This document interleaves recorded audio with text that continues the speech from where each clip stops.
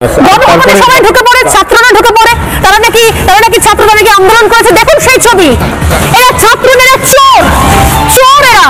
বন্ধুরা, আপনারা সকলে জানেন কোটা সংস্কার আন্দোলনে আমার অনেক ছাত্র ছাত্রীরা শহীদ হয়েছে এবং যখন কোটা সংস্কার আন্দোলনে যখন বাংলাদেশে সাবেক প্রধানমন্ত্রী শেখ হাসিনা যখন চলে যাওয়ার পর ছাত্ররা ভবনে, সংসদ ভবনে তারা যে সমস্ত কাজ করছে, বিভিন্ন জিনিস আসবাবপত্র তারা নিয়ে গেছে। এই নিয়ে যাওয়ার পরে ভারতের কিছু লাল সাংবাদিক টাকা খাওয়া গোলাম এই ছাত্র ছাত্রীদেরকে যে সমস্ত কথা বলছে, আমার বুঝে আসে না এটি বাংলাদেশি বলে লেগে তাদের লাভটা কি।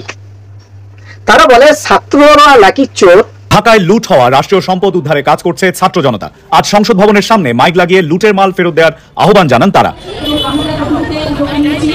এই সময় অনেকে তাদের কাছে লুটের মাল জমা দিয়েছেন। আসসালামু আলাইকুম, আমরা গণভবনে ছিলাম। তো প্রথম থেকে দেখছিলাম যে বিভিন্ন জিনিসপত্র খুলে নিয়ে যাওয়া হচ্ছে। আমরা এরকমও দেখেছি যে ফ্রিজে যে মাংস সেগুলো নিয়ে যাওয়া হচ্ছে। তখন আমাদের কাছে খারাপ লেগেছে। আমরা প্রথমে 3 জন দাঁড়িয়েছি রাস্তায়, সবাইকে আটকিয়েছি। আলহামদুলিল্লাহ তারপর সবাই আমাদের পাশে এগিয়ে আসার পরে আমরা এখানে মালামালগুলো জমা রাখতে পেরেছি এবং এলাকাবাসী আমাদেরকে যথেষ্ট হেল্প করেছে। আপনারা ভিডিও দেখছেন, তারা আসবাবপত্র নিয়ে গেছে, নিয়ে যাওয়ার পরে তারা কোনো পুনরায় এনে আবার পুনরায় ফেরত দিয়ে দিছে, নিয়ে গেছে। এইটা ভারতের লাল সাংবাদিক তারা দেখাইছে যে দেশ সংসদ ভবনে, গণভবন থেকে এই সমস্ত চুরি করে নিয়ে যাচ্ছে, এটি মিডিয়ার মধ্যে দেখায়। কিন্তু এটি আবার পুনরায় দিন ফিরে দিছে, এটি করে দেখায় না।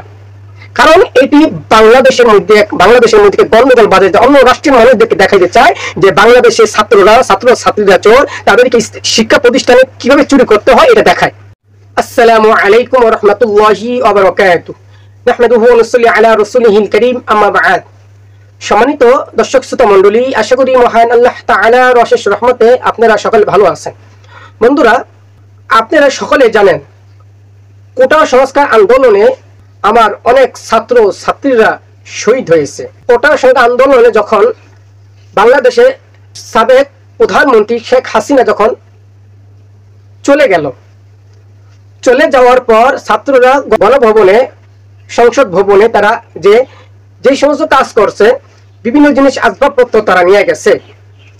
এই নিয়ে যাওয়ার পরে ভারতের কিছু লাল সাংবাদিক টাকা খাওয়া গোলাম এই ছাত্রদেরকে, তারা ছাত্র ছাত্রীদেরকে যে সমস্ত কথা বলছে, আমার বুঝে আসে না এটি বাংলাদেশি বলে লেগে তাদের লাভটা কি। তারা বলে ছাত্ররা নাকি চোর এবং বিভিন্ন ধরনের বিভিন্ন কথা বলছে। আপনারা ভিডিও দেখছেন, তারা আসবাবপত্র নিয়ে গেছে, নিয়ে যাওয়ার পরে তারা পুনরায় এনে আবার ফেরত দিয়ে দিচ্ছে, নিয়ে গেছে। এইটা ভারতের লাল সাংবাদিক তারা দেখাইছে যে দেশ সংসদ ভবনে, গণভবন থেকে এই সমস্ত চুরি করে নিয়ে যাচ্ছে, এটি মিডিয়ার মধ্যে দেখায়। কিন্তু এটি আবার পুনরায় যেন ফিরে দিছে, এটি কোন দেখায় না। কারণ এটি বাংলাদেশের মধ্যে গন্ডগোল বাজে, অন্য রাষ্ট্রের মানুষদেরকে দেখাইতে চায় যে বাংলাদেশের ছাত্রীরা চোর, তাদেরকে শিক্ষা প্রতিষ্ঠানে কিভাবে চুরি করতে হয় এটা দেখায়। কিন্তু ছাত্রীরা যে আন্দোলন করছে, এটা তাদের জন্য কি, তাদের জন্য করছে, পরবর্তী যে প্রজন্ম রয়েছে তাদের জন্য করছে। যে এত শিক্ষিত হওয়ার পর যদি আমি চাকরি না পাই, আমার মেধা সবাই চাকরি না পাই, তাহলে দেখেন লক্ষ অনেক সময় কোটি টাকা খরচ হয়ে যায় শিক্ষা অর্জন করার ক্ষেত্রে। শিক্ষা অর্জন অনেকে মা বাবার টাকায় জমি জামা ভিটা বাড়ি পর্যন্ত কি করে তারা বিক্রি করে ফেলে এই পড়ালেখা করার কারণে। এই ছেলে সন্তান যখন বড় হয়ে যায়, চাকরি না পায়, তখন মা বাবার কত কষ্ট লাগে। তখন মা বাবা একসময় বলেও ফেলায় যে তোকে আমি পড়ালেখা করে আমি কি পাইলাম, পাশের বাসার উমুকে প্রতিদিন 500 টাকা করে ইনকাম করে, পড়ালেখা করে না, তারপরে প্রতিদিন 500 টাকা ইনকাম করে, আর তুই মাসের পর মাস ঘরে বসে একটু আনতে পারস না, এটাই তো স্বাভাবিক। কিন্তু এই কোটা সংস্কার আন্দোলনে যারাই কি করলো, মিছিলে নামলো, আন্দোলন করলো, তাদেরকে ভারতের লাল সাংবাদিক টাকা খাওয়ার গোলাম তারা চোর আখ্যায়িত করে। হ্যাঁ, মনে করছে এই কথা বলে মনে হয় কি অনেক কিছু হয়ে যাবে, বাংলাদেশে মনে হয় আরেকটা দ্বিতীয় যুদ্ধ হয়ে যাবে, এরকম তারা মনে করে বিভ্রান্ত সৃষ্টি করে ফেলে। তা কখনো করা আমরা কখনো করতে দিব না।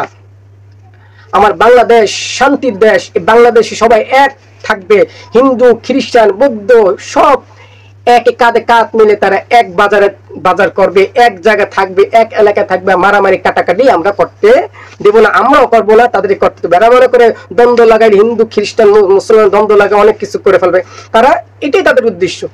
যাই হোক, এই সমস্ত লাল সাংবাদিকদেরকে আমরা চিনে রাখতে হবে, চিহ্নিত করতে হবে যে, এবং তাদের চ্যানেল আমাদের দেখা যাবে না। তারা এমন এমন কথা বলে ভিউ বাড়ানোর জন্য তারা কি করে, বাংলাদেশের বিরুদ্ধে কথা বলে, ছাত্রদের বিরুদ্ধে কথা বলে, ছাত্রীদের বিরুদ্ধে কথা বলে, শিক্ষা প্রতিষ্ঠানের বিরুদ্ধে কথা বলে। আমরা আমাদের সতর্ক থাকতে হবে। আল্লাহ তাআলা আমাদের সকলকে, বা এই বাংলাদেশ, আল্লাহ আমরা দোয়া করি আল্লাহ তাআলা যেন আমাদের বাংলাদেশের উপর খাস রহমত নাজিল করে, বাংলাদেশের প্রত্যেকটা মানুষের প্রতি মিল মহাব্বত বাড়াইয়া দেয়। ছাত্ররা যেই উদ্দেশ্যে কোটা সংখ্যা আন্দোলন যারা শহীদ হয়েছে, আল্লাহ তাআলা যেন তাদের জান্নাতের শহীদ মর্যাদা দিয়ে জান্নাতের উচ্চ মাকাম দান করে।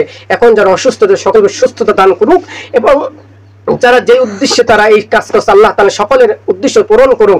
বাংলাদেশে শান্তি ফিরে আসো, বাংলাদেশের উপর পুনরায় জানি আবার সবাই কি করে কাজকর্মে যেতে পারে, চাকরির জন্য যা অ্যাপ্লাই করে চাকরির জন্য হয়ে যায়, এই দোয়াটাই আমাদের করতে হবে। আল্লাহ তাআলা আমরা সবাইকে সুস্থ রোগ ভালো রোগ এই বলে বিদায় নিচ্ছি। আসসালামু আলাইকুম ওয়া রাহমাতুল্লাহি ওয়া বারাকাতুহু।